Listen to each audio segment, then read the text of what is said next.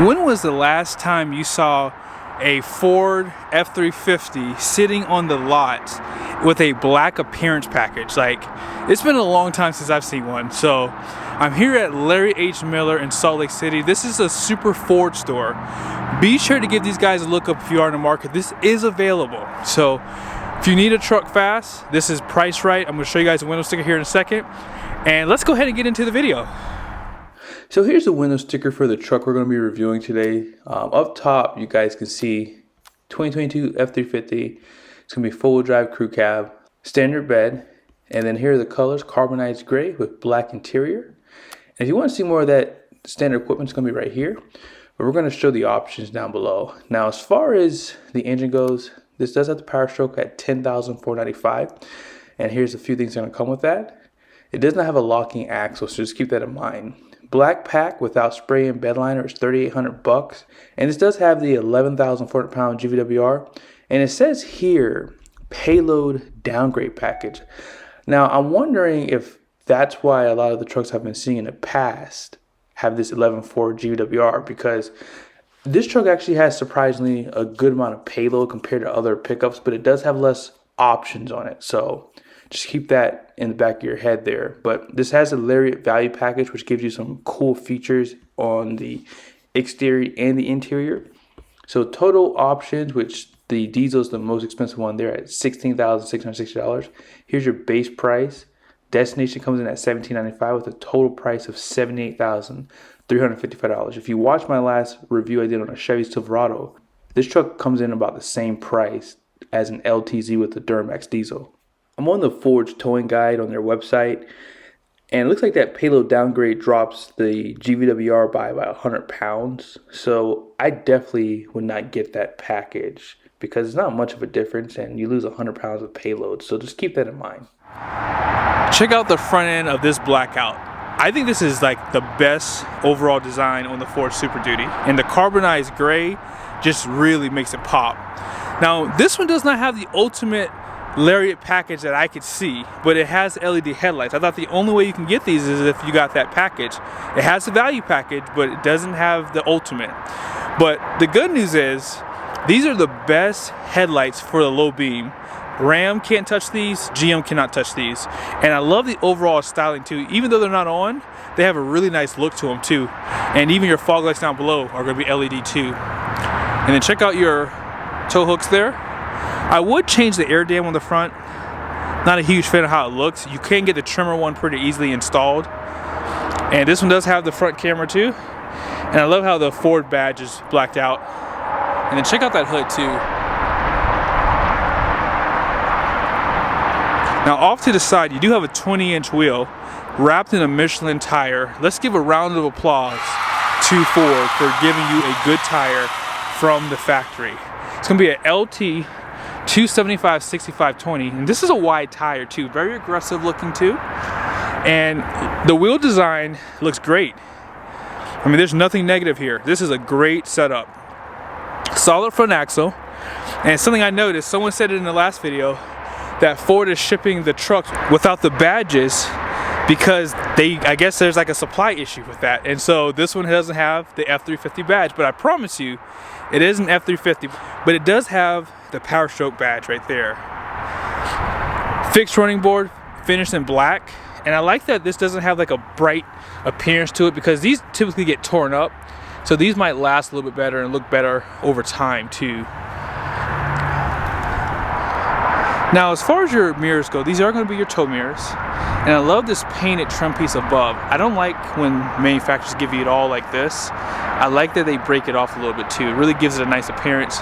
LED light here, and overall these are some good tow mirrors too. This one does not have smart key system because it doesn't have that ultimate Lariat package. You still have your keypad though. And this is going to have a 34-gallon fuel tank, 7.4-gallon DEF tank. And because this is F350, you're going to have that overload leaf spring right here. And you're going to have 4 leaves in the main pack.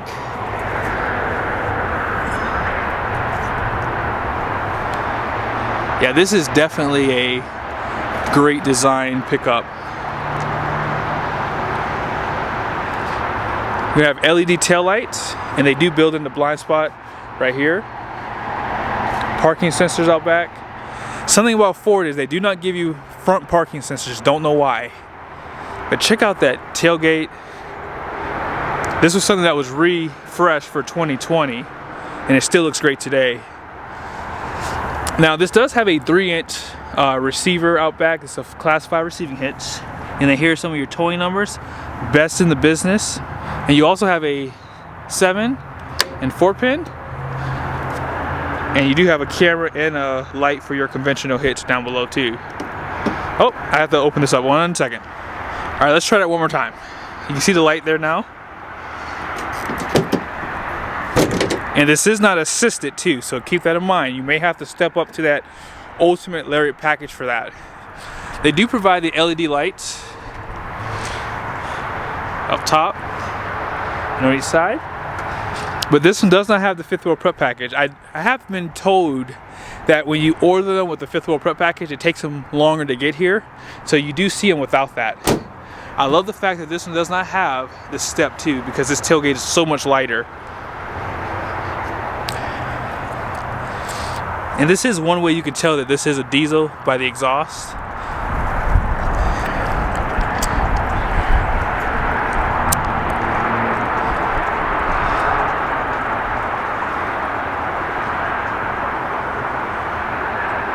I actually kind of like it without the emblems on the side. Let's face it, if you love Ford or you hate Ford, this is the diesel engine that will put a smile on your face.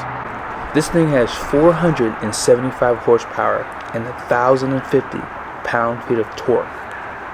And it's made it to a 10-speed transmission. Now this one has a 331 rear axle. You can get a 355 if you like. Although I don't think that would really be worth it on this setup because this thing has ridiculous power. And first, second, and third gear are deep. And this truck, when you're at about 40 or 50 miles an hour, it just flies. Super fast, super fun to drive, and it has great performance towing too. Overall, this interior is not bad either. I do like what Ford has done. I mean, this dates back to 2017. They have not refreshed the interior. All they've done was just give it a bigger screen, and they felt like that was enough. And I think it was enough. I mean, if you're comparing to Ram, no, it wasn't enough. But as you guys saw, that value package did allow you to have those seat memories here. And as I mentioned, you can power extend these tow mirrors. Super easy to do. And if you want to fold them in, if you're parking off street, you can push that button and it does it for both sides. Here's some of your seat controls here. But this does have a manually operated steering column, but it is telescoping, which is nice. But if you were to get that ultimate Lariat package, this would be power. You also would get push button start too, which again, I prefer that over the switchblade key. But let's go ahead and start it up. Love the animation. And this is a big screen too. Overall, it's pretty easy to use. You do have your controls right there. And let's just kind of go through this really quickly. We're gonna go to the right for trip. I find that this is a little bit confusing if you're kind of doing it for the first time, but it still gives you great information. Like you have your trip 1, shows you your time, your miles that you've driven, and then the average, and then it gives you like the miles you have till you're empty. Same thing goes for trip 2. Fuel economy, it gives you like an instant look at that. Fuel history, and then you have a compass. Now moving over to the right, you have your truck information. So we're going to click into gauge view. Shows you your transmission and diesel exhaust fluid level, tire pressure, digital speedometer, engine hours. And I'd like to give you an engine oil temp for the diesel. For the gas engine, they don't give that to you. Hopefully they give it to you in 2023. And transmission temp, seat belts, and then here's just a few things for your maintenance. And then here's some things for towing, off-road, and then you can set this up however you choose. Right up top here, you have your driving modes. So you have your normal, tow haul, eco, slippery, deep snow and sand, back to normal. Some people said in the comment section if you were to hold the, yeah, see if you hold it, it gives you advanced track. So I appreciate you guys putting that in the comment section. And if you want to turn your traction control back on, there it is.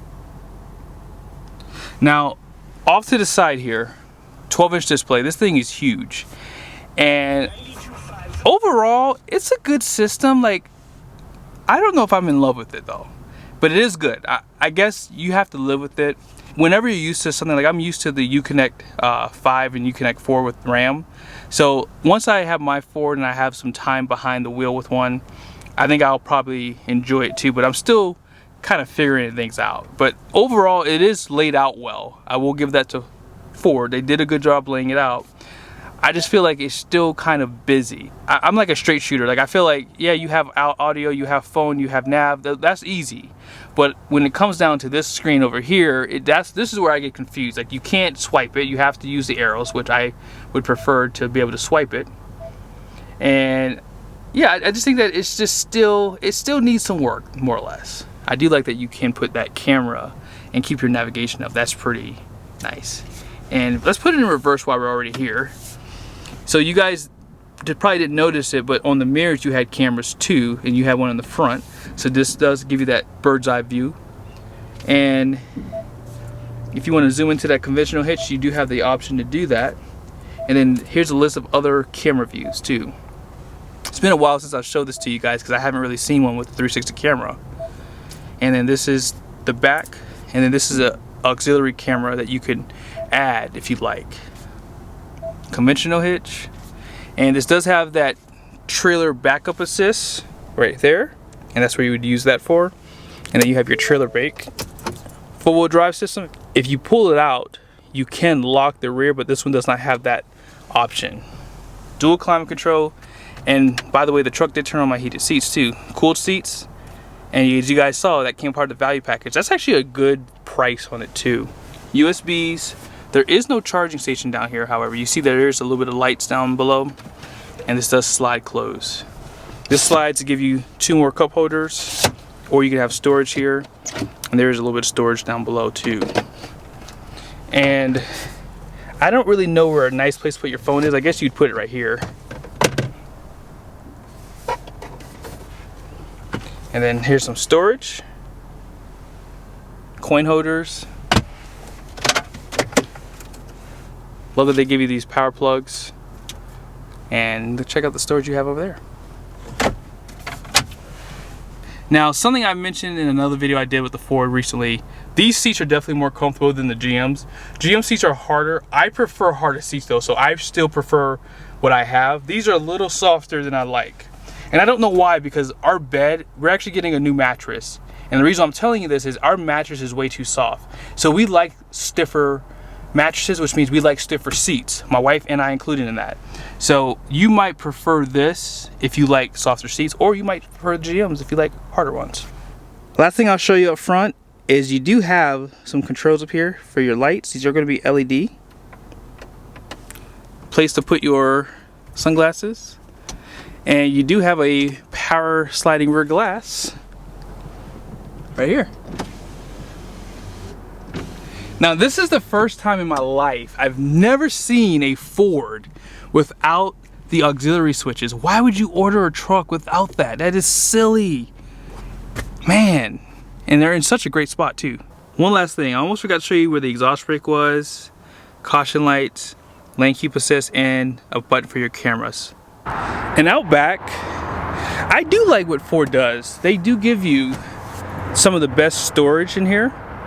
And I like that you can easily fold this down and put this up if you like, and that way you have a solid flat floor surface. It's not solid, but it's flat enough for me. And you don't have a hump in the middle. They provide power back here too.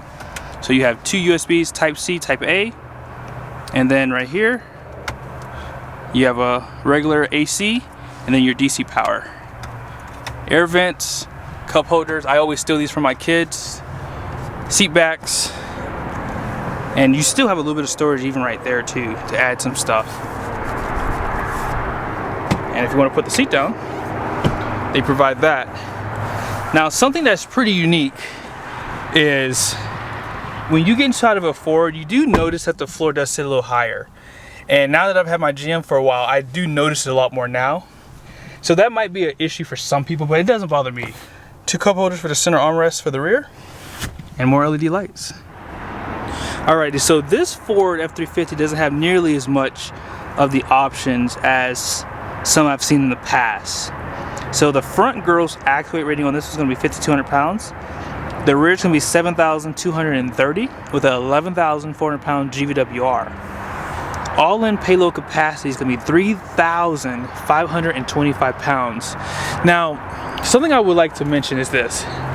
Ford trucks are definitely lighter in comparison than Ram and GM. The average weight of like a Chevy Silverado 3500 LTZ is like about 8,200 pounds. Ram's about the same, especially if you get a mega cab. The mega cabs are a little bit heavier, but they do have a higher GVWR. They're like 12.3 for the GVWR, which is the same as the long beds. If you do get a long bed Ford, I believe they do increase the GVWR to 12.4. So if you do need the payload, that's probably the way you would need to go. And I don't know why Ford doesn't give this truck like 11.7, 11.8, because that would be perfect for this truck. But nevertheless, 3,500 pounds is still good. I can still work with that with my setup. And yeah, I have a, at the time it was 14.8 was the gross vehicle weight of my trailer, and it was putting about 2,700 pounds of pin weight with my Ram. But on my GM, I don't know if it's because of the weight distribution of the trucks or whatever, because on GMs they did put the fifth wheel package back further in the bed, so it does put like 300 pounds less of pin weight on the truck. I don't understand how that works out, but maybe one day if I have a chance, I'll take my truck and a Ford truck to the same place and get them weighed and see if it does make a difference. But on that note, thank you guys for watching this video. Hope it was helpful. Be sure to give Larry H. Miller Super Ford here in Salt Lake City a look up. This truck's available. I'll try to post this video as soon as possible, and where you guys can see it. See you guys in the next video.